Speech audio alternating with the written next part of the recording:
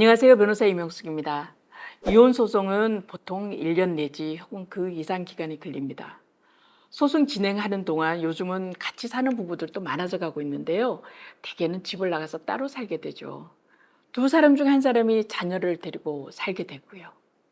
그렇게 되면 소송하는 기간 동안 생활비 없어 갖고 힘들어하는 사람들도 많고요. 애를 서로 키우겠다고 뺏고 뺏기는 싸움도 여러 번 있곤 합니다. 간혹 그냥 두지 않겠다라고 해서 앙심을 품고 행패 부리는 사람들도 있긴 하고요.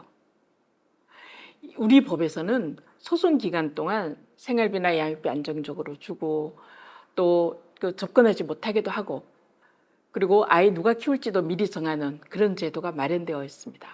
바로 사전처분 제도죠. 사전처분은 이혼 소송할 때 조정이나 판결 선고하기 전에 미리 일정한 처분을 하는 제도를 말합니다. 그야말로 소송 기간 동안만 있는 제도인 거고요. 법원이 양 당사자에게 임시로 일정한 처분을 내리는 거죠. 사전 처분을 할 수 있는 것은 사안에 따라 여러 가지가 있죠. 근데 가장 많이 하는 게 생활비, 양육비 처분입니다. 생활비 받으면서 소송해야 되는 거니까요. 그리고 애를 서로 키우겠다고 뺏고 뺏기는 거 막기 위해서 임시로 소송 기간 동안은 누가 엄마나 아빠 중에 누가 한 사람 키우라고 하는 임시 친권자 양육자 지정하고요. 애 볼 수 있게 하고 면접 교섭이죠. 그리고 양육비 주라고 하고 이런 것들이 가장 많이 인정됩니다. 가끔씩 행패 부릴 게 무서우면 100m 내 접근하지 말라고 하는 접근 금지를 하기도 하죠. 가끔 1심 판결이 다 끝나서 항소하려고 오거나 아니면 1심 소송 중에 상담 오시는 분들이 있는데 보면은 사전처분 신청을 안 한 분들이 있어요. 사전처분 신청했으면 소송 시작했을 때부터 계속 양육비 받으면서 소송할 수 있었을 텐데 양육비 한 푼 못 받고 그냥 소송하는 분들 많더라고요. 간혹 변호사님 중에 사전처분 제도가 있는지 몰라서 못 하시는 분들도 실제로 있고요. 그리고 당사자가 굳이 원하지 않으면 변호사로서는 그 또한 하나의 또 새로운 일이거든요. 그래서 번거롭구나 해서 안 하는 경우도 있습니다. 물론 많은 분들이 신청하긴 하지만요. 사전처분은 소송 시작하게 되면 반드시 하십시오. 그래서 안정적으로 생활비 받고 아이 키우고 그러면서 소송하는 게 필요하죠. 사전처분 신청 언제 하냐고요? 조정이나 소장 신청서 제출한 다음에 그 사건 번호가 나오면 그게 따라서 신청하는 겁니다. 저희는 보통 조정 신청서나 소장 접수하고 사건 번호 나오면 그 다음 날 사전처분 신청 바로 해버립니다. 사전처분도 별개의 신청 사건이거든요. 그래서 변호사 수임료, 송달료, 인치대 같은 비용이 다시 나타날 수 있습니다. 그래서 저는 굳이 사전처분 신청하지 않고 가능하면 첫 조정기일이나 첫 재판기일에 법정에서 구두로 신청을 합니다. 그래도 사전처분 다 해주거든요.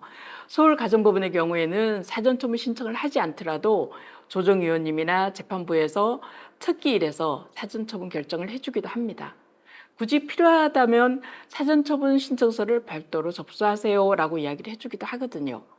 그러니 우선은 사전처분을 구두로 신청해보고 필요하면 신청서 제출하기를 권합니다. 근데 사전처분 중에서 자녀와 관련된 사전처분 대부분 다 받아줍니다. 임시로 누가 키울지 친권 양육권 지정해 주기도 하고요. 양육비, 생활비 얼마를 줘라 라는 것도 정해주죠. 근데 되게 많은 사람들이 이혼하게 되면 상대방이 매우 무서워해요. 그래서 저 사람 너무 폭력적이고 무섭다. 언제 찾아올지 모른다. 그러니 못 찾아오게 접근 금지해달라라고 요구하는 사람들 많거든요. 가정법원에서는요. 소송 제기하기 직전이나 소송하는 도중에 폭행이 있거나 위협이 있다면 사전처분 해주지만 그렇지 않으면 일반적인 경우는 접근금지 사전처분 안 해주는 경향이 있습니다. 그런데 찾아와서 행패 부릴까 봐 걱정하지 마세요. 소송 제기하면 대개 함부로 하지 못합니다. 소송 전 이야기인 거죠. 그러니 접근금지 굳이 하지 않아도 되니 꼭 필요한 경우가 아니면 생활비 양육비만 하셔도 충분하다고 할 것입니다. 이혼이 완전히 될 때까지 부부는 부양 의무가 있거든요.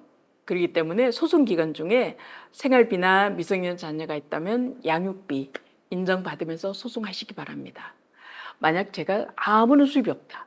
아니면은 항암 치료를 받아야 된다. 무슨 병원 치료를 받아야 된다. 이런 특별한 사정이 있는 경우에는 생활비 청구하더라도 법원은 인정해 줍니다. 우리 가정법원은 일반적으로 미성년 자녀가 있을 때만 양육비를 인정해 주고요. 그렇지 않은 경우에 성인 자녀가 있거나 자녀가 없을 경우에는 생활비를 인정해 주지 않는 경향이 있습니다. 인정해 주더라도 기껏 100만 원 전후거든요. 지금 이 돈 갖고 애들 키울 수도 없고 생활할 수도 없습니다. 현실을 반영해서 대폭 올려줘야 할 필요가 있는 거죠. 언제? Now? 누구와? 리 변호사가 있는 나우에서 만나요.